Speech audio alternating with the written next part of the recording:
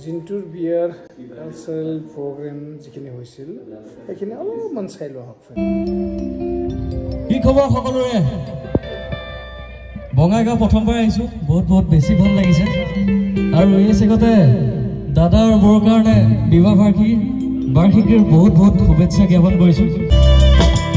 সকলো গীতটো উপভোগ কৰিব।